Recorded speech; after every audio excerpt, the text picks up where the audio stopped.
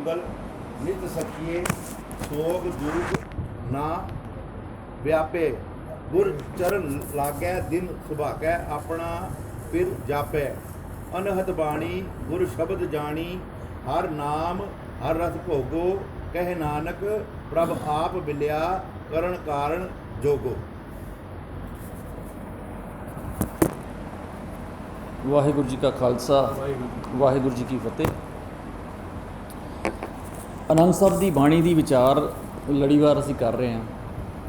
अज 33 और 34 पौड़ी की जो पढ़िया भाई साहब ने जिथे तक हुण तक गल असी समझ आई है ना सानू कि हर पंक्ति हर जी पौड़ी है जिसनों असी पिछलियां कितनी बारी असी ये डिस्कशन कर चुके हैं कि हर पौड़ी अगली पौड़ी के नाल अटैच्ड हैगी है।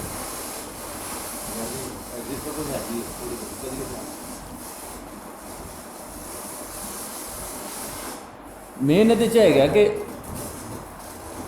जदों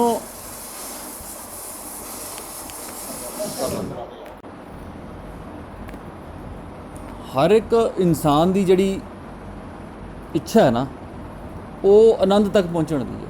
दुनिया दे विच कोई भी काम असी वो नहीं करते जिहदे च सानू कोई खुशी कोई आनंद ना मिले, करना ही नहीं चाहते। हर एक इंसान की जिहड़ी इच्छा उही होंदी, एक गिलास पानी भी पींदा ना तो उहदे विचों कोई खुशी कोई तृप्ति कोई सैटिस्फैक्शन कोई आनंद कुछ ना कुछ उहदे चों लैना चाहता, तां ही प्राप्ति करना चाहता तां करदा। और जिहड़ी जिहड़ी काम असी करदे हां उहदे विचों असी कोई ना कोई खुशी या आनंद वो लैण दा ही परपज़ हुंदा साडा। ते जे उस चीज़ दे विचों सानू वो खुशी वो आनंद नहीं मिलता तो असी उहनूं छड्ड भी दिंदे। देखो गड्डी असी लैंदे हैं ना जदों ते अपनी सहूलियत अपने कंफर्ट अपनी खुशी वास्ते लैंदे हैं। ते जदों कदी गड्डी तंग करनी शुरू कर दे असी उही गड्डी जिहड़ी बड़े चाह नाल बड़े शौक नाल लैके आने उस वेच भी दिंदे मार्केट जाके घाटे दा ही वेच आने यार तंग कर रही है गड्डी।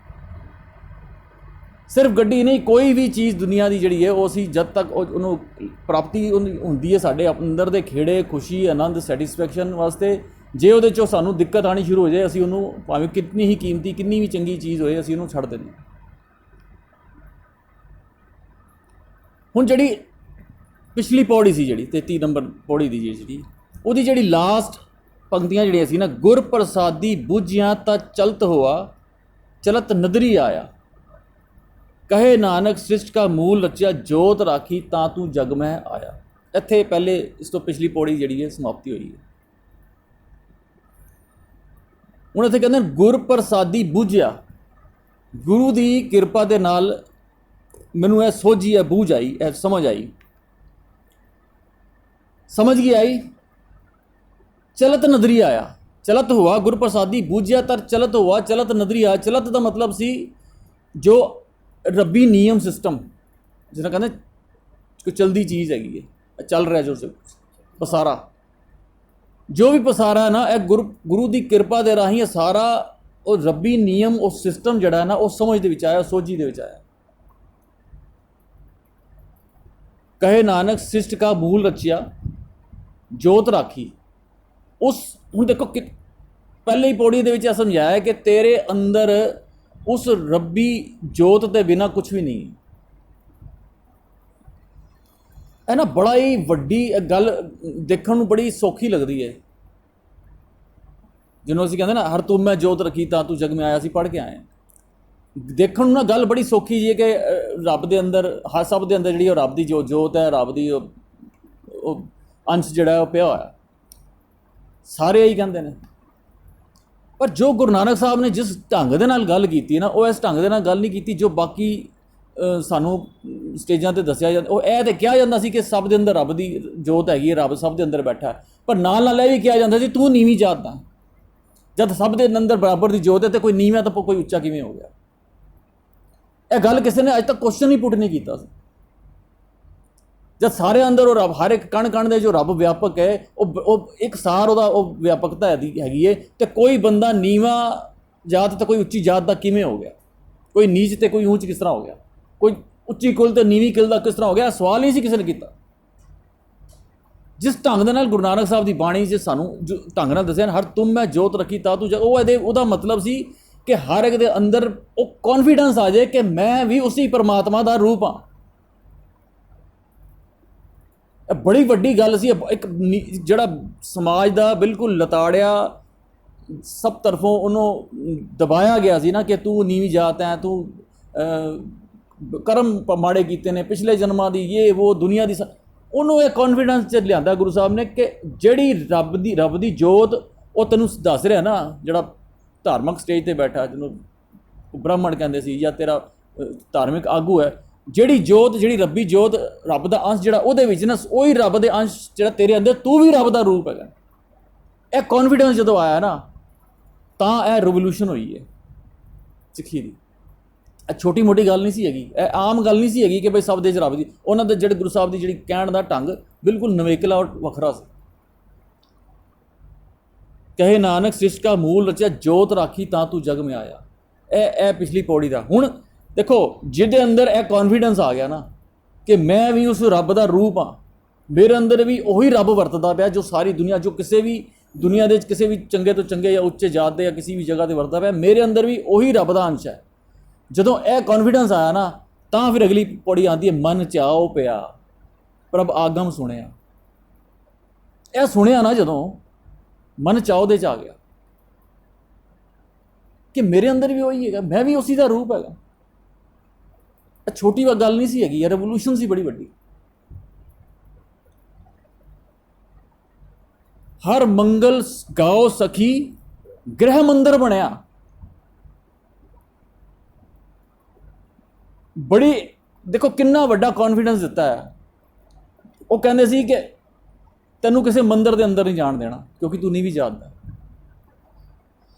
ਕਿਉਂ ਨਹੀਂ ਜਾਣ ਦੇਣਾ ਜੀ? ਕਿਉਂਕਿ ਮੰਦਰ ਦੇ ਅੰਦਰ ਰੱਬ ਬੈਠਾ ਹੈ ਤੇ ਤੂੰ ਰੱਬ ਨਾਲ ਨਹੀਂ ਮਿਲ ਸਕਦਾ, ਤੂੰ ਨੀਵੀਂ ਜਾਤ ਦਾ, ਤੇਰੇ ਪਿਛਲੇ ਜਨਮ ਮਾੜੇ ਨੇ, ਤੇਰੇ ਪਿਛਲੇ ਕਰਮ ਮਾੜੇ ਨੇ, ਤੂੰ ਨੀਵੀਂ ਕੁਲ ਦਾ, ਇਹ ਉਹ ਸਭ ਕੁਝ।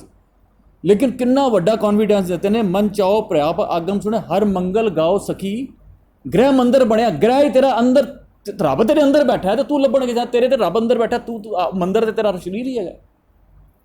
ਤੇਰੇ ਆਪਣੇ ਘਰ ਦੇ ਵਿੱਚ ਤੂੰ ਉਹ ਮੰਦਰ ਤੇ ਉਹੀ ਹੈਗਾ। ਤੂੰ ਕਿਹੜੇ ਮੰਦਰ ਤੇ ਭਾਲਦਾ ਪਿਆ?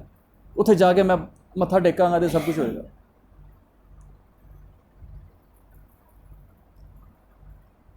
ਸੋ ਇਹ ਬੜਾ ਵੱਡਾ ਨਾ ਇੱਕ ਕੌਨਫੀਡੈਂਸ ਜਿਹੜਾ ਆਇਆ ਨਾ, ਇਹ ਕਮਾਲ ਸੀ। ਇੱਕ ਸ਼ਬਦ ਆਉਂਦਾ ਹੈ ਸਾਨੂੰ, ਅਸੀਂ ਦੱਸਦੇ ਪਏ ਨਾ ਸਾਨੂੰ ਹਰਮੰਦਰ ਸਾਹਿਬ ਦੇ ਬਾਰੇ। ਹਰਮੰਦਰ ਜਦੋਂ ਅਸੀਂ ਇੱਕਦਮ ਨਾਮ ਲੈਂਦੇ ਹਾਂ, ਸਾਡਾ ਧਿਆਨ ਕਿੱਥੇ ਜਾਂਦਾ ਹੈ? ਹਰਮੰਦਰ ਸਾਹਿਬ, ਉਹੀ ਅੰਮ੍ਰਿਤਸਰ ਵਾਲਾ। ਹਾਲਾਂਕਿ ਚਲੋ ਉਹ ਇੱਕ ਵੱਖਰਾ ਵਿਸ਼ਾ ਹੈ ਕਿ ਦਰਬਾਰ ਸਾਹਿਬ ਦਾ ਨਾਮ ਕਿਸ ਤਰ੍ਹਾਂ ਹਰੀ ਮੰਦਰ ਪਾ ਦਿੱਤਾ ਜਾਂ ਹਰਮੰਦਰ, ਉਹ ਇੱਕ ਵੱਖਰਾ ਵਿਸ਼ਾ ਹੈ। ਲੇਕਿਨ ਗੁਰਬਾਣੀ ਜਦੋਂ ਅਸੀਂ ਪੜ੍ਹਦੇ ਹਾਂ ਨਾ, ਤੇ ਕਹਿੰਦੇ ਨੇ ਹਰਮੰਦਰ ਇਹ ਸਰੀਰ ਹੈ, ਗਿਆਨ ਰਤਨ ਪ੍ਰਗਟ ਹੋਏ। ਹਰੀ ਦਾ ਮੰਦਰ ਹੈ ਨਾ ਜਿਹੜਾ, ਜਿੱਥੇ ਹਰੀ ਬੈਠਾ ਹੋਇਆ ਹੈ, ਉਹ ਤੇਰਾ ਸਰੀਰ ਹੈ। ਪ੍ਰਗਟ ਕਿਸ ਤਰ੍ਹਾਂ ਹੋਏਗਾ? ਗਿਆਨ ਰਤਨ, ਗਿਆਨ ਦੇ ਨਾਲ। ਗਿਆਨ ਰਤਨ ਪ੍ਰਗਟ ਹੋਏ, ਮਨਮੁਖ ਮੂਲ ਨਾ ਜਾਣਈ, ਮਾਨਸ ਹਰ ਮੰਦਰ ਨਾ ਹੋਏ। ਜਿਹਨੂੰ ਇਹ ਸਮਝ ਨਹੀਂ ਆਈ ਨਾ ਕਿ ਉਹ ਮੰਦਰ, ਉਹ ਹਰੀ ਮੰਦਰ ਮੇਰਾ ਸਰੀਰ ਹੈ, ਮੇਰਾ ਅੰਦਰ ਹੈ, ਉਹ ਮਨਮੁਖ ਹੈ। ਉਹਨੂੰ ਨਹੀਂ ਸਮਝ ਆਈ ਕਿ ਗਿਆਨ ਰਤਨ ਪ੍ਰਗਟ ਹੋਏ। ਗਿਆਨ ਜਦੋਂ ਜਿਹੜਾ ਰਤਨ ਜਿਹੜਾ ਨਾ, ਗਿਆਨ ਨੂੰ ਇੱਕ ਰਤਨ ਦਾ ਰੂਪ ਦੱਸਿਆ ਹੋਇਆ, ਬੜਾ ਕੀਮਤੀ। ਜਦੋਂ ਗਿਆਨ ਮਿਲਿਆ ਨਾ, ਤਾਂ ਇਹ ਪ੍ਰਗਟ ਹੋਇਆ, ਤਾਂ ਇਹਦੀ ਸੋਝੀ ਪਈ ਹੈ। ਹੁਣ ਪੂਰਾ ਸ਼ਬਦ ਅਸੀਂ ਪੜ੍ਹਦੇ ਹਾਂ, ਗੁਰ ਪ੍ਰਸਾਦੀ ਵੇਖ ਤੂੰ ਹਰ ਮੰਦਰ ਤੇਰੇ ਨਾਲ। ਜਿੱਥੇ ਤੂੰ ਜਾਏਂਗਾ ਹਰੀ ਤੇਰੇ ਨਾਲ ਹੀ ਹੈ, ਉਹ ਮੰਦਰ ਤੇਰੇ ਨਾਲ ਹੀ ਹੈ, ਤੈਨੂੰ ਕਿਤੇ ਲੋੜ ਹੀ ਨਹੀਂ ਕਿਤੇ ਜਾਣ ਦੀ। ਉਹ ਭਗਤ ਰਾਮਾਨੰਦ ਜੀ ਸ਼ਬਦ ਪੜ੍ਹਦੇ, ਕਤ ਜਾਈਏ ਰੇ ਘਰ ਲਾਗੋ ਰੰਗ, ਮੇਰਾ ਚਿੱਤ ਨਾ ਚਲੇ ਮਨ ਭਇਓ ਪੰਗ। एक दिवस 40 ब्रह्म ताए, सो ब्रह्म बताया गुर घर ही माए। मैं ब्रह्मण लभण गार गया, और तो गुरु ने दसिया कि ब्रह्मा तो तेरे अंदर बैठा है, तू कितने लभण जा रहा है। वो सारा शब्द पढ़े, वो तो जाइए जो यहाँ ना होई, कितने लभण जाइए जो इत्थे अंदर ना होए, तो फिर तो मैं जावां लभण किते। हर हर मंदिर शब्दे खोजिए, हर नामो लेह समाल, मन मेरे शब्द रपे रंग होए, सच्ची भगत सच्चा हर मंदिर प्रगटी साचे सोए। बड़ी पूरा शब्द जो असीं पढ़ते हैं ना, तो जदों ये शब्दों के मीनिंग जो अर्थ समेत पढ़ते हैं ना, जो यदि अंदर की जी छुपया होया ज्ञान पता लगता ना, फिर सानू पता लगता ये की मालक ने सानू किरपा की, गुरु साहब की किरपा की हुई है। कॉन्फिडेंस एवें नहीं आए लोगों के, सिक्खी एवें नहीं फैली।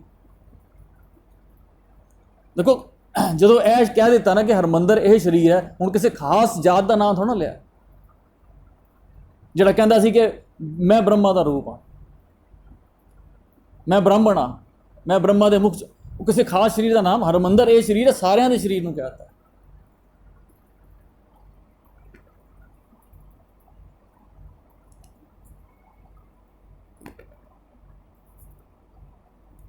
हर गाओ मंगल नित सखिए, सोग दुख ना व्यापे।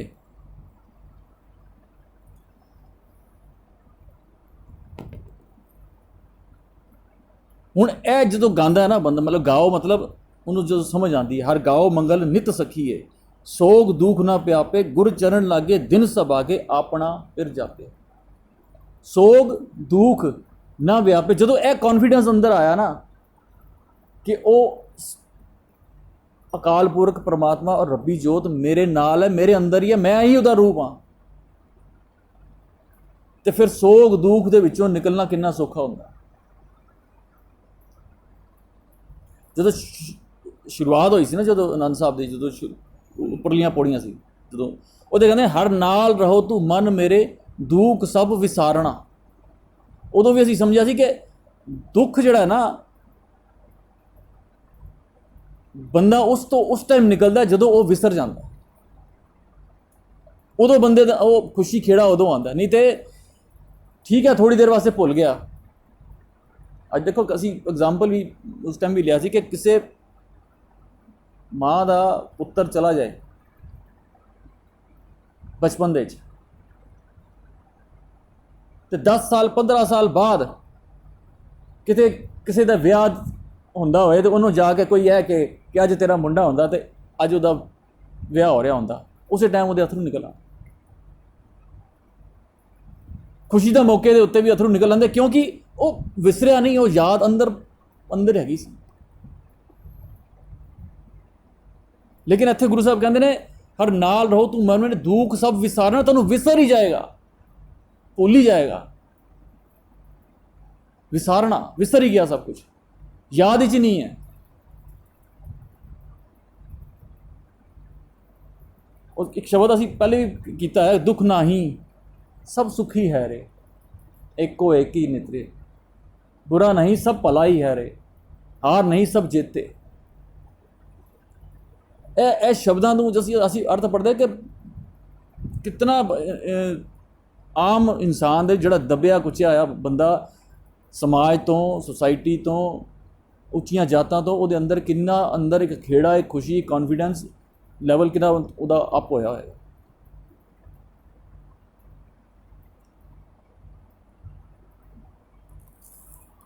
गुर चरण लागे दिन सुभागे, अपना फिर जापे। गुरु के चरनी लग्या, गुरु की चरनी का मतलब है कि उस ज्ञान को समझा है। गुरु का चरण नहीं लगा मतलब कोई फिजिकली कोई गुरु नहीं बैठा है कि पैर जाके पकड़ना। गुर चरण लागे का मतलब है गुरु का ज्ञान, वो ज्ञान प्राप्त किया, गुरु चरण लागे ज्ञान हासिल किया। गुरु चरण लागे दिन सुभागे, दिन सुभागे बन गए। खेड़ा अपना पिर जापे, वो पिर जड़ा ना वो अकाल पुरख परमात्मा, वो अपना जापन लग गया। हुण मेरा ही है, मेरे अंदर ही मैं ही उसी का रूप।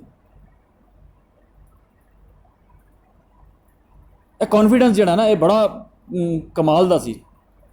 एक शब्द असी कई बार सुनिया है, देखो दुनिया के आम एग्जाम्पलों के दुनिया की जड़ियाँ कई जड़ियाँ आम सोसाइटी के काम होंगे सी, वो गुरु साहब ने जो एग्जाम्पल ले ना और उन्होंने रब्बी ने रब दे नाल उस चीज़ नाल जोड़िया, यह बड़ा ही कमाल की टेक्नीक सी। एक शब्द आता है, हों गुसाई दा पहलवानड़ा, मैं गुर मिल उच दुमालड़ा। ਉਹ ਆਪਣਾ ਫਿਰ ਜਾਪੇ ਦੀ ਗੱਲ ਅਸੀਂ ਸਮਝ ਰਹੇ ਹਾਂ ਕਿ ਉਹ ਕਹਿੰਦੇ ਨੇ ਗੁਸਾਈ ਹੈ ਨਾ ਉਹ ਜਿਹੜਾ, ਉਹ ਅਕਾਲ ਪੁਰਖ, ਮੈਂ ਉਹਦਾ ਪਹਿਲਵਾਨ।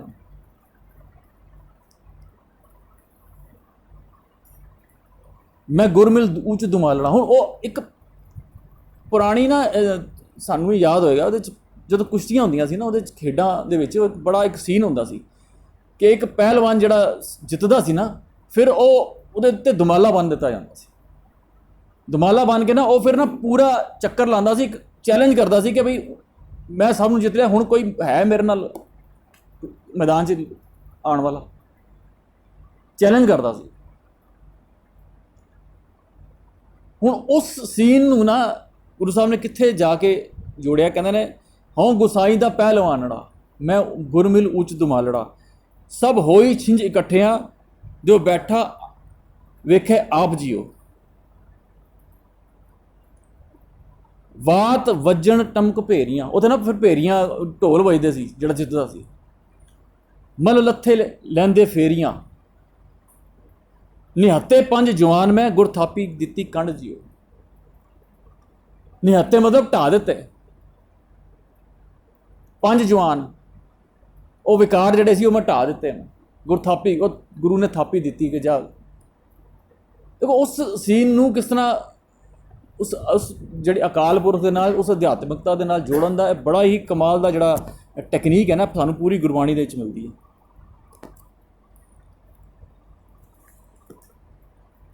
ਅਨਹਤ ਬਾਣੀ ਗੁਰ ਸ਼ਬਦ ਜਾਣੀ, ਹਰ ਨਾਮ ਹਰ ਰਸ ਭੋਗੋ।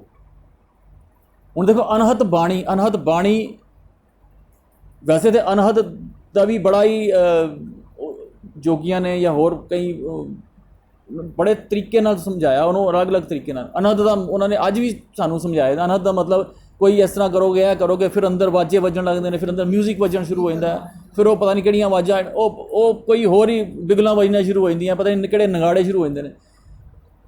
ਲਫ਼ਜ਼ ਉਹੀ ਯੂਜ਼ ਕੀਤੇ ਨੇ ਗੁਰੂ ਸਾਹਿਬ ਨੇ ਜੋ ਉਸ ਟਾਈਮ ਪ੍ਰਚਲਿਤ ਸੀ, ਲੇਕਿਨ ਉਹਦਾ ਜਿਹੜੇ ਮੀਨਿੰਗ ਹੈ, ਅਨਹਤ ਬਾਣੀ ਦਾ ਮਤਲਬ ਹੁੰਦਾ ਹੈ ਲਿਮਿਟਲੈਸ ਆਨੰਦ। ਸਦੀਵੀ ਜਿਹੜਾ ਖੇੜਾ ਸੀ ਨਾ, ਅਨੰਤ ਦਾ ਮਤਲਬ ਉਹ ਸੀ ਜਿਹਦੀ ਕੋਈ ਹੱਦ ਨਹੀਂ ਹੈ। ਉਹ ਖੇੜਾ ਜਿਹਦੀ ਕੋਈ ਸੀਮਾ ਨਹੀਂ ਹੈ, ਕੋਈ ਹੱਦ ਨਹੀਂ ਹੈ, ਕੋਈ ਇਹ ਨਹੀਂ ਕਿ ਇੱਥੇ ਜਾ ਕੇ ਖਤਮ ਹੋ ਗਿਆ, ਦੀ ਸਮਾਪਤੀ ਹੋ ਗਈ। ਅਨਹਤ ਬਾਣੀ ਗੁਰ ਸ਼ਬਦ ਜਾਣੀ, ਗੁਰੂ ਸ਼ਬਦ ਉਹ ਗੁਰੂ ਦੇ ਸ਼ਬਦ ਭਾਵ ਗੁਰੂ ਦੇ ਗਿਆਨ ਦੇ ਨਾਲ ਹੈ ਜਾਣਿਆ। ਹਰ ਨਾਮ ਹਰ ਰਸ ਭੋਗੋ, ਹੁਣ ਉਹਨੂੰ ਮੈਂ ਇੰਜੋਏ ਕਰ ਰਿਹਾ। ਜਦੋਂ ਇਹ ਜਾਣ ਲਿਆ ਨਾ, ਹੁਣ ਉਸੇ ਰੱਬ ਨੂੰ, ਪਰਮਾਤਮਾ ਨੂੰ ਇੰਜੋਏ ਕਰਨਾ, ਭੋਗਣਾ, ਹੁਣ ਭੋਗ ਰਹੇ ਹਾਂ। ਕਹੇ ਨਾਨਕ ਪ੍ਰਭ ਆਪ ਮਿਲਿਆ, ਕਰਨ ਕਾਰਨ ਜੋਗੋ। ਸੋ ਉਹ ਕਰਨ ਕਾਰਨ ਪ੍ਰਭ ਆਪ ਮਿਲਿਆ, ਮੈਨੂੰ ਕਰਨ ਕਾਰਨ ਪ੍ਰਭ ਏਕ ਹੈ। ਅਸੀਂ ਪੜ੍ਹ ਕੇ ਆਏ ਹਾਂ ਕਿ ਕਰਨ ਭਾਵ ਜੋ ਉਹ ਕਰਨ ਵਾਲਾ, ਉਹ ਕਰਵਾਉਣ ਵਾਲਾ, ਉਹ ਕੌਨਫੀਡੈਂਸ ਜਿਹੜਾ ਆਉਂਦਾ ਨਾ ਅੰਦਰ, ਇਹ ਸਭ ਉਸੀ ਦੀ ਸਾਰੀ ਗੱਲ ਕੀਤੀ ਹੋਈ ਹੈ ਕਿ ਮੇਰੇ ਅੰਦਰ ਆਪਣੇ ਆਪ ਨੂੰ, ਆਪਣੇ ਅੰਦਰ ਉਸ ਪਰਮਾਤਮਾ ਦੀ ਹੋਂਦ ਨੂੰ ਮਹਿਸੂਸ ਕਰਨਾ, ਔਰ ਇਹ ਕੌਨਫੀਡੈਂਸ ਲਿਆਉਣਾ ਕਿ ਮੈਂ ਵੀ ਉਸੀ ਦਾ ਰੂਪ।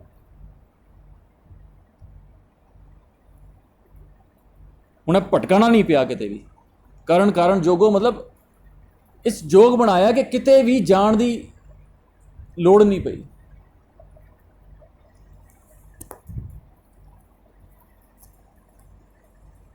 ਇਹ ਸਰੀਰਾ ਮੇਰਿਆ ਇਸ ਜਗ ਮੈਂ ਆਏ ਕੇ ਕਿਆ ਤੁਧ ਕਰਮ ਕਮਾਇਆ, ਕਿ ਕਰਮ ਕਮਾਇਆ ਤੁਧ ਸਰੀਰਾ ਜਾਂ ਤੂੰ ਜਗ ਮੈਂ ਆਇਆ। ਹੁਣ ਸਰੀਰ ਨੂੰ ਸੰਬੋਧਿਤ ਕੀਤਾ, ਐਸੀ ਸਰੀਰ ਦੇ ਅੰਦਰ ਉਸ ਪਰਮਾਤਮਾ ਦੀ ਜੋਤ ਸੀ ਨਾ। ਸਾਰੀ ਗੱਲ ਕੀਤੀ ਹੈ ਕਿ ਜਿਤਨੇ ਵੀ ਧਾਰਮਿਕ ਕਰਮ ਕਾਂਡ ਜਾਂ ਜੋ ਵੀ ਅਸੀਂ ਧਾਰਮਿਕ ਕੰਮ ਕਰਦੇ ਹਾਂ, ਉਸ ਧਾਰਮਿਕ ਕੰਮ ਕਰਨ ਦੇ ਵਿੱਚੋਂ ਜੀਵਨ ਕਿੰਨਾ ਬਣਿਆ, ਗੱਲ ਉਹਦੀ ਚੱਲ ਰਹੀ ਹੈ। ਕਮਾਈ ਉਹ ਕਮਾਈ ਹੈ। ਇਹ ਮਤਲਬ ਨਹੀਂ ਹੈ ਕਿ ਇੰਨੇ ਵਜੇ ਸਵੇਰੇ ਉੱਠਦੇ ਹਾਂ, ਇੰਨੇ ਵਜੇ ਗੁਰਦੁਆਰੇ ਜਾਂਦੇ ਹਾਂ, ਇੰਨੇ ਮੈਂ ਅਖੰਡ ਪਾਠ ਕਰ ਲਏ, ਇੰਨੀ ਵਾਰੀ ਮੈਂ ਅਖੰਡ ਪਾਠ ਕਰਾ ਲੈਣੇ, ਇੰਨਾ ਮੈਂ ਕੁਝ ਕਰ ਲਿਆ, ਇਹ ਸਾਰਾ ਅਲੱਗ ਗੱਲ ਹੈ। ਲੇਕਿਨ ਉਹਦੇ ਵਿੱਚੋਂ ਤੂੰ ਆਪਣਾ ਜੀਵਨ ਕਿੰਨਾ ਬਣਾਇਆ, ਉਹਦੇ ਵਿੱਚੋਂ ਤੂੰ ਸਿੱਖਿਆ ਕਿੰਨਾ, ਜਾਂ ਆਪਣੀ ਤੇਰੇ ਅੰਦਰ ਦੀ ਗਰੋਥ ਕਿੰਨੀ ਹੋਈ ਹੈ, ਗੱਲ ਉਹਨੂੰ ਕਹਿੰਦੇ ਨੇ ਕਮਾਈ। ਅਸੀਂ ਰਿਸ਼ਤਾ ਲੈਣ ਜਾਂਦੇ ਨਾ, ਬੜੇ ਸਾਰੇ ਦੱਸਦੇ ਜਿਹਦੀ ਫਲਾਣੇ ਇਹਨਾਂ ਦੇ ਦਾਦਾ ਜੀ ਉਹ ਬੜੇ ਉੱਥੇ ਪਾਕਿਸਤਾਨ 'ਚ ਬੜਾ ਇਹਨਾਂ ਦਾ ਸਰਮਾਇਆ ਸੀ ਜੀ, ਇਹਨਾਂ ਦੇ ਪਿਤਾ ਜੀ ਬੜੀ ਵੱਡੀ ਪੋਸਟ 'ਤੇ ਸੀ, ਇਹਨਾਂ ਦੇ ਚਾਚਾ ਜੀ ਬੜੇ ਹੈਗੇ ਨੇ, ਇਹਨਾਂ ਦੇ ਮਾਮੇ ਬੜੇ ਕੰਮ ਕਰਦੇ ਨੇ। ਉਹ ਕਹਿੰਦੇ ਉਹ ਤਾਂ ਠੀਕ ਹੈ, ਤੇ ਮੁੰਡਾ ਕਮਾਉਂਦਾ ਕਿੰਨਾ ਹੈ, ਕਮਾਈ ਕਿੰਨੀ ਹੈ ਇਹਦੀ?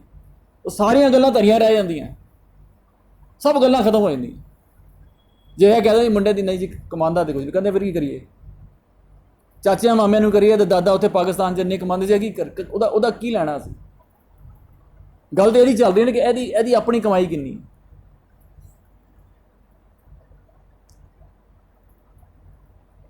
ਤੇ ਭਾਵੇਂ ਉਹ ਇਹ ਵੀ ਕਹਿ ਦੇ ਕਿ ਹਾਂ ਜੀ ਸਵੇਰ ਤੋਂ ਮਹੀਨਾ ਕੰਮ, ਸਵੇਰ ਤੋਂ ਲੈ ਕੇ ਰਾਤ ਤੱਕ ਕੰਮ ਕਰਦਾ, 18 ਘੰਟੇ ਕੰਮ ਕਰਦੇ ਨੇ। ਸਾਡੇ ਕਹਿੰਦੇ ਨਾ ਪ੍ਰਧਾਨ ਮੰਤਰੀ ਵੀ ਕਰਦੇ ਨੇ। ਮਤਲਬ ਮੁੰਡਾ ਸਵੇਰ ਤੋਂ ਲੈ ਕੇ ਸ਼ਾਮ ਤੱਕ ਕੰਮ ਵੀ ਕਰਦਾ, ਬਿਜ਼ਨਸ ਵੀ ਕਰਦਾ, ਉਹ ਫਿਰ ਵੀ ਉਹਨੂੰ ਇਹ ਪੁੱਛਦੇ ਨੇ ਕਮਾਈ ਕਿੰਨੀ? ਜੋ ਕਹਿ ਰਹੇ ਕਮਾਈ ਨਹੀਂ ਹੈਗੀ ਤੇ ਫਿਰ ਕਰਨਾ ਕੀ ਹੈ? ਗੱਲ ਤਾਂ ਸਾਰੀ ਉਹਦੀ ਹੈ ਕਿ ਜਿਤਨਾ ਵੀ ਧਾਰਮਿਕ ਕੰਮ ਕੀਤਾ ਉਹਦੇ ਵਿੱਚੋਂ ਸਾਡੀ ਆਪਣੀ ਗਰੋਥ ਕਿੰਨੀ ਹੋਈ। ਕਹੋ ਨਾਨਕ ਬਿਨ ਆਪਾ ਚੀਨੇ ਮਿਟੇ ਨਾ ਭਰਮ ਕੀ ਕਾਈ, ਪਿਆ ਫਿਰ ਭਰਮਾਂ 'ਚ ਹੋਇਆ। ਸਾਰੇ ਭਰਮ, ਸਾਰੇ ਕਰਮ ਕਾਂਡ, ਸਾਰੇ ਜਿਹੜੇ ਕਾਰਨ ਨੇ ਉਹ ਹੀ ਨੇ ਸਾਰੀ ਦੁਨੀਆ ਜੋ ਦੁਨੀਆ ਕਰ ਰਹੀ ਹੈ। ਇੱਥੇ ਮੱਥਾ ਵੀ ਟੇਕ ਰਿਹਾ, ਕਿਤੇ ਪੀਰ ਦੇ ਜਾ ਕੇ ਦੀਵਾ ਵੀ ਬਾਲ ਆਉਂਦਾ ਹੈ, ਕਿਤੇ ਜੋਤ ਵੀ ਜਗਾ ਆਉਂਦਾ ਹੈ, ਕਿਤੇ ਕੁਛ, ਸਾਰੇ ਕੰਮ ਉਹੀ ਕਰ ਰਿਹਾ ਜੋ ਦੁਨੀਆ ਕਰ ਰਹੀ ਹੈ, ਉਸੇ ਦੇ ਨਾਲ ਹੀ ਚਲੀ ਜਾ ਰਿਹਾ। ਕੋਈ ਵੱਖਰਾਪਨ ਨਹੀਂ ਹੈ, ਕੁਛ ਵੀ ਵੱਖਰਾ ਨਹੀਂ ਹੈ। ਬਸ ਇਹ ਹੈਗਾ ਕਿ ਹਾਂ ਜੀ ਬਸ ਜਾ ਰਿਹਾ, ਬਸ ਇੰਨੇ ਗੁਰਦੁਆਰੇ ਜਾ ਰਿਹਾ, ਇੰਨੇ ਵਾਰੀ ਮੱਥਾ ਟੇਕ ਰਿਹਾ, ਇੰਨੇ ਪਾਠ ਕਰ ਲਿਆ, ਉਹਦੇ ਵਿੱਚੋਂ ਕਮਾਇਆ ਕਿੰਨਾ?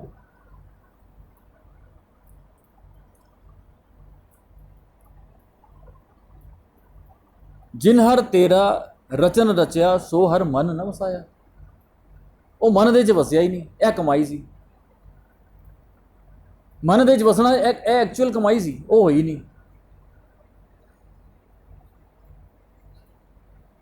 ਗੁਰ ਪ੍ਰਸਾਦੀ ਹਰ ਮਨ ਵਸਿਆ ਪੂਰਬ ਲਿਖਿਆ ਪਾਇਆ। ਗੁਰ ਪ੍ਰਸਾਦੀ, ਗੁਰੂ ਦੀ ਕਿਰਪਾ, ਭਾਵ ਗਿਆਨ ਦੇ ਨਾਲ, ਗਿਆਨ ਲੈਣ ਦੇ ਨਾਲ। ਗੁਰੂ ਦਾ ਮਤਲਬ ਕੋਈ ਸਰੀਰਕ, ਬਾਰ-ਬਾਰ ਅਸੀਂ ਉਸ ਗੱਲ ਤੇ ਜ਼ੋਰ ਦਿੰਦੇ ਹਾਂ ਕਿ ਕੋਈ ਸਰੀਰ ਨਹੀਂ, ਗੁਰੂ ਦਾ ਮਤਲਬ ਕੇਵਲ ਤੇ ਕੇਵਲ ਉਹ ਗਿਆਨ।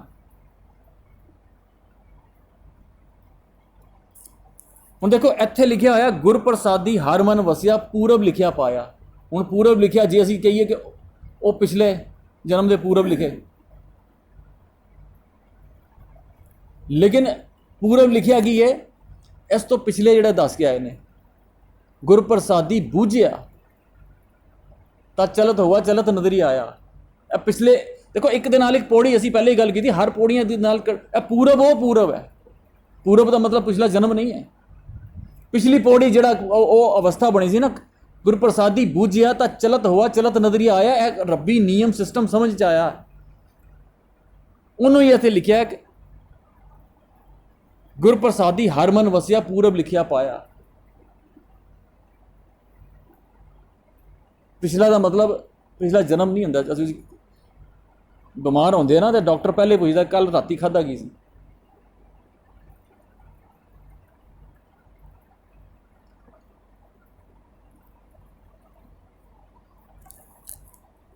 ਕਹੇ ਨਾਨਕ ਇਹ ਸਰੀਰ ਪ੍ਰਵਾਨ ਹੋਆ, ਜਿਨ ਸਤਿਗੁਰ ਸਿਉ ਚਿਤ ਲਾਇਆ। ਇਹ ਸਰੀਰ ਪ੍ਰਵਾਨ ਹੋ ਗਿਆ। ਹੁਣ ਦੇਖੋ, ਪ੍ਰਵਾਨ ਹੋਇਆ, ਇਹ ਸਰੀਰ ਪ੍ਰਵਾਨ ਹੋਇਆ, ਸਾਰੇ ਸਰੀਰਾਂ ਦੀ ਗੱਲ ਕੀਤੀ ਹੈ, ਕਿਸੇ ਖਾਸ ਸਰੀਰ ਦੀ ਗੱਲ ਨਹੀਂ ਕੀਤੀ, ਕਿਸੇ ਖਾਸ ਧਰਮ, ਕਿਸੇ ਖਾਸ ਕੁਲ, ਕਿਸੇ ਖਾਸ ਜਾਤ ਦੀ ਗੱਲ ਨਹੀਂ ਕੀਤੀ। ਗੁਰੂ ਨਾਨਕ ਸਾਹਿਬ ਤੋਂ ਲੈ ਕੇ ਗੁਰੂ ਗੋਬਿੰਦ ਸਿੰਘ ਸਾਹਿਬ ਤੱਕ ਜਿਹੜਾ ਵੀ ਹੈ ਪੂਰਾ ਜਿਹੜਾ ਇੱਕ ਪੀਰੀਅਡ ਚੱਲਿਆ ਨਾ, ਅਸੀਂ ਪਹਿਲੇ ਵੀ ਕਈ ਵਾਰੀ ਗੱਲ ਕਰ ਚੁੱਕੇ ਹਾਂ ਕਿ ਜਿਹੜੇ ਹੀ ਨੀਵੇਂ ਲਤਾੜੇ ਦਬੇ ਕੁਚਲੇ ਸਮਾਜ ਦੇ, ਉਹਨਾਂ ਨੂੰ ਅਪਲਿਫਟ ਕਰਨ ਵਾਸਤੇ ਸਾਰਾ ਕੰਮ ਕੀਤਾ ਗਿਆ ਨਾ। ਹੁਣੇ ਗੱਲ ਕਰ ਰਹੇ ਸੀ ਗੁਰੂ ਹਰਕ੍ਰਿਸ਼ਨ ਸਾਹਿਬ ਦੇ ਛੱਜੂ ਝੀਵਰ ਵਾਲੀ। ਸਾਨੂੰ ਤੇ ਜੋੜ ਦਿੱਤਾ ਗਿਆ ਨਾ ਉੱਥੇ। ਛੱਜੂ ਝੀਵਰ ਉਹ ਗੂੰਗਾ ਸੀ ਔਰ ਇਹ ਸੀ। ਐਕਚੁਅਲ ਦੇ ਜੋ ਗੂੰਗੇ ਦਾ ਮਤਲਬ ਸੀ ਕਿ ਉਹ ਸਮਾਜ ਦੇ 'ਚ ਉਹਨੂੰ ਬੋਲਣ ਦੀ ਇਜਾਜ਼ਤ ਨਹੀਂ ਸੀ, ਉਹਨੂੰ ਗੂੰਗਾ ਹੀ ਕਿਹਾ ਜਾਂਦਾ ਸੀ। ਔਰ ਤੁਸੀਂ ਇਹ ਦੇਖੋ ਕਿ ਉਹ ਛੱਜੂ ਝੀਵਰ ਦੀ ਜਿਹੜੀ ਗੱਲ ਕੀਤੀ ਹੈ, ਝੀਵਰ ਨੀਵੀਂ ਜਾਤ, ਲੇਕਿਨ ਉਹ ਗੁਰੂ ਸਾਹਿਬ ਦੇ ਨਾਲ ਚੱਲ ਰਿਹਾ ਔਰ ਉਹਨੂੰ ਗੀਤਾ ਦਾ ਗਿਆਨ ਵੀ ਹੈ, ਉਹ ਗੂੰਗਾ, ਮੂੰਹੋਂ ਗੂੰਗਾ ਨਹੀਂ ਸੀ।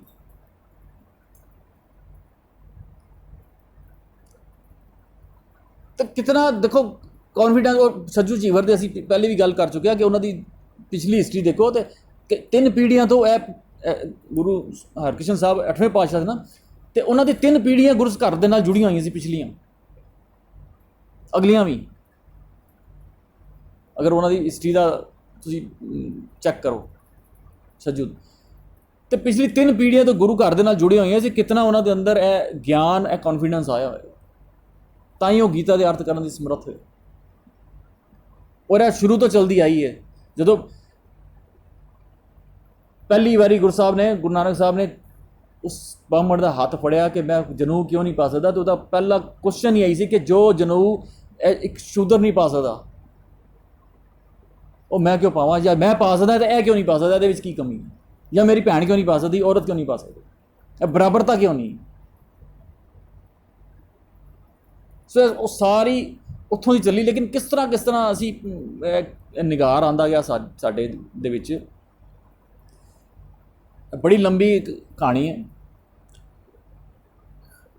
ਜਿਸ ਤਰ੍ਹਾਂ ਸਾਡੇ ਨਾਲ ਹੋਇਆ ਨਾ, ਅਸੀਂ ਪਿਛਲੀ ਵਾਰੀ ਗੱਲ ਕੀਤੀ ਸੀ ਜਿਹੜੇ ਬ੍ਰਿਟਿਸ਼ਰਸ ਨੇ ਕਿਸ ਤਰ੍ਹਾਂ ਪੰਜਾਬ ਨੂੰ ਆ ਕੇ ਉਹਨੂੰ ਕੈਪਚਰ ਕੀਤਾ, ਕਿਸ ਤਰ੍ਹਾਂ ਉਹਨਾਂ ਨੇ ਇੱਕ ਚਾਲ ਖੇਡੀ ਗਈ ਇਹਦੇ 'ਚ। ਇਸੇ ਤਰ੍ਹਾਂ ਨਾ ਆਸਟ੍ਰੇਲੀਆ ਦੇ ਵਿੱਚ ਐਬੋਰੀਜਨਲਸ ਹੈਗੇ ਸੀ, ਤੁਸੀਂ ਪੜ੍ਹ ਕੇ ਦੇਖਣਾ। ਐਬੋਰੀਜਨਿਸ ਕਹਿੰਦੇ ਸੀ ਉਹਨੂੰ। ਆਸਟ੍ਰੇਲੀਆ ਦੇ ਮੂਲ ਨਿਵਾਸੀ ਉਹ ਸੀ, ਕਾਲੇ ਸੀ ਔਰ ਜੰਗਲੀ ਸੀ, ਕੱਪੜੇ ਨਹੀਂ ਸੀ ਪਾਉਂਦੇ, ਨਗਨ ਰਹਿੰਦੇ ਸੀ। ਪੂਰਾ ਆਸਟ੍ਰੇਲੀਆ ਦੇ ਵਿੱਚ ਉਹਨਾਂ ਦਾ ਰਾਜ ਸੀ, ਉਹੀ ਰਹਿੰਦੇ ਸੀ ਐਬੋਰੀਜਨਲਸ।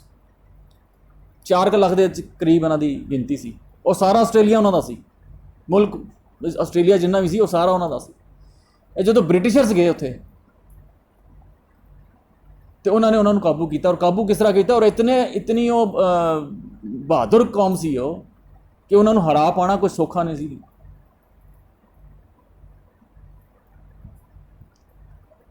ਲੇਕਿਨ ਇਹ ਜਦੋਂ ਗਏ ਤੇ ਗੱਲ ਕਿੱਥੋਂ ਵਧੀ ਕਿ ਇਹ ਆਸਟ੍ਰੇਲੀਆ ਜਿਹੜਾ ਸੀ ਉਹ ਆਪਣੇ ਆਪ ਦੇ ਵਿੱਚ ਕੁਦਰਤੀ ਜਿਹੜੀਆਂ ਚੀਜ਼ਾਂ ਸੀ ਉਹਦੇ 'ਚ ਬਹੁਤ ਸੀ। ਇਹਨਾਂ ਨੇ ਜਾ ਕੇ ਉੱਥੇ ਉਹ ਕੱਢਣਾ ਸ਼ੁਰੂ ਕੀਤਾ, ਯੂਰਪ ਤੋਂ ਗਏ ਜਿਹੜੇ, ਤੇ ਉਹਨਾਂ ਨੇ ਆਬਜੈਕਸ਼ਨ ਕੀਤੀ। ਫਿਰ ਉਹਨਾਂ ਦੇ ਨਾਲ ਜਿਹੜਾ ਹੈ ਉਹ ਇੱਕ ਲੜਾਈ ਝਗੜਾ ਸ਼ੁਰੂ ਹੋਇਆ ਤੇ ਉਹਨਾਂ ਨੇ ਇਹ ਦੇਖ ਲਿਆ ਕਿ ਅਸੀਂ ਇਹਨਾਂ ਨੂੰ ਕਾਬੂ ਨਹੀਂ ਕਰ ਸਕਦੇ। ਫਿਰ ਉਹਨਾਂ ਨੇ ਉੱਥੋਂ ਸ਼ੁਰੂ ਕੀਤਾ ਕਿ ਉੱਥੇ ਜਾ ਕੇ ਉਹਨਾਂ ਦੇ ਧਾਰਮਿਕ ਆਗੂ ਬਣੇ, ਉਹਨਾਂ ਨੂੰ ਆਪਣੇ ਹਿਸਾਬ ਨਾਲ ਵਹਿਮਾਂ ਭਰਮਾਂ ਦੀ ਪੜ੍ਹਾਈ ਸ਼ੁਰੂ ਕੀਤੀ ਉਹਨਾਂ ਦੇ ਨਾਲ। ਫਿਰ ਉਹਨਾਂ ਨੇ ਧਾਰਮਿਕ ਆਗੂ ਬਣ ਕੇ ਫਿਰ ਉਹਨਾਂ ਨੂੰ ਕੱਪੜੇ ਨਹੀਂ ਸੀ ਪਾਉਂਦੇ, ਉਹਨਾਂ ਨੂੰ ਕੰਬਲ ਵੰਡੇ ਗਏ। ਔਰ ਉਹਨਾਂ ਨੇ ਉਹਨਾਂ ਨੂੰ ਆਗੂ ਸਮਝ ਕੇ ਉਹਨਾਂ ਕੋਲ ਸਾਰੇ ਕੰਬਲ ਲਏ। ਔਰ ਕੰਬਲ ਜਿਹੜੇ ਸੀ ਉਹ ਕੰਬਲ ਸੀ ਚੇਚਕ ਵਾਲੇ। ਉਹ ਕੰਬਲ ਨੂੰ ਓੜਦੇ ਹੀ ਉਹਨਾਂ ਨੂੰ ਚੇਚਕ ਸ਼ੁਰੂ ਹੋ ਗਏ, ਲੱਖਾਂ ਤਾਂ ਉਹਦੇ 'ਚ ਮਰ ਗਏ। ਔਰ ਉਸ ਤੋਂ ਬਾਅਦ ਫਿਰ ਜਿਹੜੇ ਹੈ ਬਾਕੀ ਜਿਹੜੇ ਬਚ ਗਏ ਉਹਨਾਂ ਨੂੰ ਸ਼ਰਾਬ ਦੇ ਨਸ਼ੇ ਕਰਾਏ, ਉਹਨਾਂ ਨੇ ਫ੍ਰੀ ਸ਼ਰਾਬ ਵੰਡੀ। ਔਰ ਉਸ ਤੋਂ ਬਾਅਦ ਫਿਰ ਜਿਹੜੇ ਬਾਕੀ ਹੋਰ ਕਮਜ਼ੋਰ ਹੋ ਗਏ, ਜਿਹੜੇ ਬਾਕੀ ਬਚ ਗਏ, ਫਿਰ ਉਹਨਾਂ ਨੂੰ ਗੁਲਾਮ ਬਣਾਇਆ। ਬੜੀ ਤਸ਼ੱਦਦ ਦੇ ਨਾਲ ਉਹਨਾਂ ਨੂੰ ਮਾਰਿਆ ਗਿਆ। ਉਹਨਾਂ ਦੀ ਤੁਸੀਂ ਹਿਸਟਰੀ ਪੜ੍ਹਨਾ ਗੂਗਲ ਖੋਲ ਕੇ, ਆਸਟ੍ਰੇਲੀਆ ਦੀ ਜਿਹੜੀ ਪੁਰਾਣੇ ਓਰੀਜਨਲ ਬੰਦੇ ਸੀ ਐਬੋਰੀਜਨਲ ਜਿਹਨੂੰ ਪੜ੍ਹਦੇ ਨੇ, ਬੜੀ ਤਸ਼ੱਦਦ ਦੇ ਨਾਲ ਉਹਨਾਂ ਨੂੰ ਮਾਰ ਕੇ ਉਹਨਾਂ ਨੂੰ ਕਾਬੂ ਕੀਤਾ। ਤੇ ਫਿਰ ਅੱਜ ਫਿਰ ਜਿਹੜਾ ਆਸਟ੍ਰੇਲੀਆ ਜਿਹੜਾ ਉਹਨਾਂ ਦੇ ਅੰਗਰੇਜ਼ਾਂ ਦੇ ਕਬਜ਼ੇ 'ਚ ਹੈ। ਫਿਰ ਉੱਥੇ ਵੱਖਰਾ ਕਾਫੀ ਟਾਈਮ ਬਾਅਦ ਫਿਰ ਉਹ ਇੱਕ ਵੱਖਰਾ ਇੱਕ ਮੁਲਕ ਬਣਿਆ। ਉਹ ਇੱਕ ਵੱਖਰੀ ਲੰਬੀ ਸਟੋਰੀ ਹੈ, ਪਿਛਲੇ 2-3 ਸਾਲ ਦੀ 100 ਸਾਲ ਦੀ ਸਟੋਰੀ ਪੜ੍ਹੋ। ਸੇਮ ਹਾਲਤ ਤੁਸੀਂ ਆਪਣੇ ਨਾਲ ਮਿਲਾਓ ਨਾ, ਸਾਡੇ ਨਾਲ ਵੀ ਹੋਈ ਹੈ ਪੰਜਾਬ ਦੇ ਵਿੱਚ। ਸਿੱਖੀ ਕਿਸ ਤਰ੍ਹਾਂ ਬਰਬਾਦ ਹੋਈ, ਕਿਸ ਤਰ੍ਹਾਂ ਹੈ ਉਹਨਾਂ ਦੇ ਪੰਜਾਬ ਜਿਹੜਾ ਸੀ ਸਭ ਤੋਂ ਜਿਹੜੀ ਵਧੀਆ ਸਿਵਲਾਈਜੇਸ਼ਨ ਜਿਹੜੀ ਜਿਹਨੂੰ ਸਭ ਤੋਂ ਐਡਵਾਂਸ ਜਿਹੜੀ ਚੀਜ਼ ਸੀ, ਉਹ ਦੁਨੀਆ ਦਾ ਤਾਕਤਵਰ ਮੁਲਕ ਸੀ ਪੰਜਾਬ, ਦੁਨੀਆ ਦਾ ਇੱਕ ਪੂਰੀ ਮੁਲਕ ਸੀ, ਪੂਰੀ ਕੰਟਰੀ ਸੀ। ਤੇ ਕਿਸ ਤਰ੍ਹਾਂ ਉੱਥੇ ਜਾ ਕੇ ਬਰਬਾਦ ਹੋਇਆ, ਕਿਸ ਤਰ੍ਹਾਂ ਉਹਨਾਂ ਨੇ ਇਹ ਕੀਤਾ। ਅੱਜ ਵੀ ਜੋ ਹਾਲਾਤ ਨੇ ਉੱਥੇ ਨਸ਼ੇ ਚੱਲ, ਇਹ ਧੀਰੇ ਧੀਰੇ ਹੁੰਦਾ ਗਿਆ ਕਿਸ ਨੂੰ। ਪਰ ਜਿਹੜਾ ਗੁਰੂ ਸਾਹਿਬ ਨੇ ਉਸ ਟਾਈਮ ਕੰਮ ਕੀਤਾ ਨਾ, ਇਹ ਸਾਰੀ ਉਸ ਕੰਮ ਦੀ ਦੇਣ ਸੀ। ਹੈ ਜੋ 250 ਸਾਲ ਦੇ ਕਰੀਬ ਤੱਕ ਉਹ ਗੁਰੂ ਸਾਹਿਬ ਨੇ ਮਿਹਨਤ ਕੀਤੀ ਸੀ ਨਾ, ਉਸ ਮਿਹਨਤ ਦਾ ਫਲ ਸੀ ਕਿ ਜਿਹੜਾ ਪੰਜਾਬ ਇਤਨੀ ਤਾਕਤਵਰ ਬਣਿਆ। ਲੇਕਿਨ ਉਹ ਸੰਭਾਲ ਨਹੀਂ ਪਾਏ, ਉਹ ਇੱਕ ਵੱਖਰਾ ਵਿਸ਼ਾ ਹੈ।